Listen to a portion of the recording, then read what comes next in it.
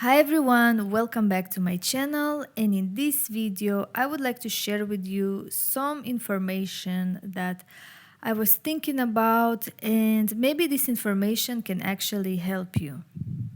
So this information is to all the pagans out there. If you are a pagan, if you are working with ancient deities, with ancient gods, maybe you will find this beneficial.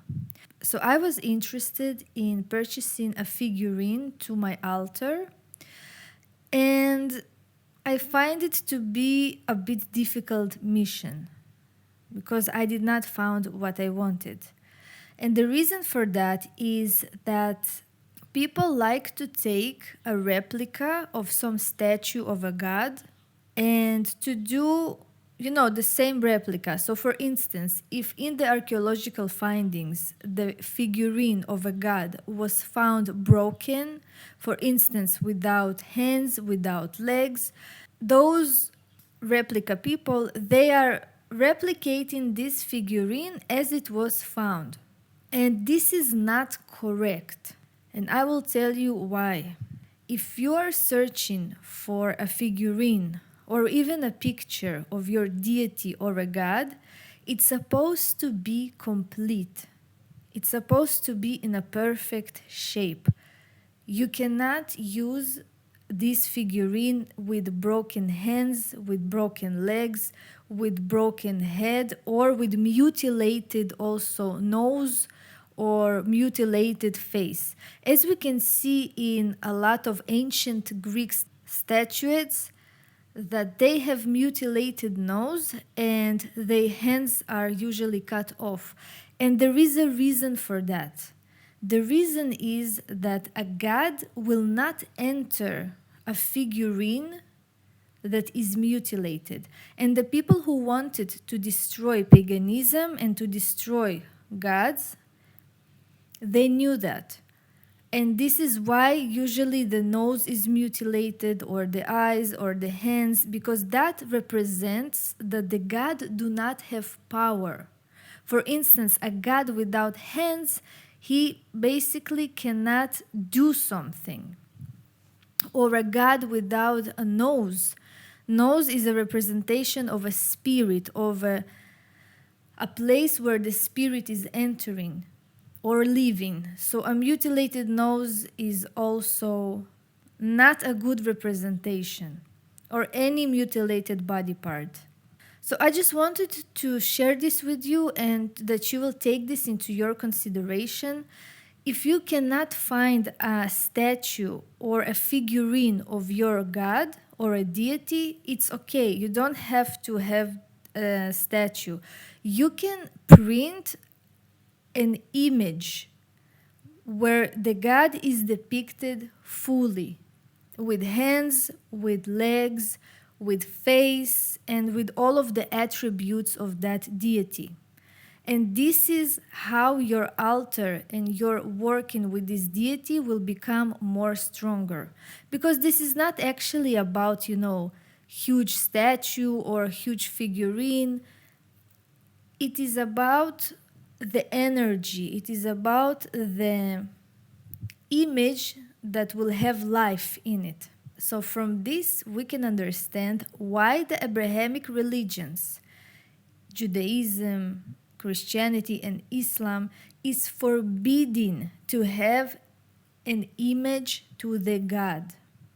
It is forbidden because they know that it can ruin the connection with the God. And the God, the spirit of the God and the energy will not enter to a mutilated figurine. It's something very genius that they have thought about, because if they do not have an image to their God, so no one can actually break their God in a way. No one can mutilate the image of their God. So that is very important to them, which is actually makes sense, because the deity needs to have her full attributes. The deity, the god or goddess, have to have an image that have all her representation. So I just wanted to share this information with you so you will not, spend money on a not correct figurines. And I also have found that many replicas also have not correct representation of a god or a goddess. For instance, in the archaeological finding, we can observe that the god have all his attributes, and when I looked at the replica, I found that the god do not have his weapon. The replica does not show his weapon. So this is absolutely not something that I will recommend buying or even to have, because this is a form of disrespect to this deity. I mean, you can say that you don't care and you can do whatever you want, but if you receive this information, so please take that into your consideration. I mean, this is something that will actually be better for your work and better for your connection with your deity or god or goddess.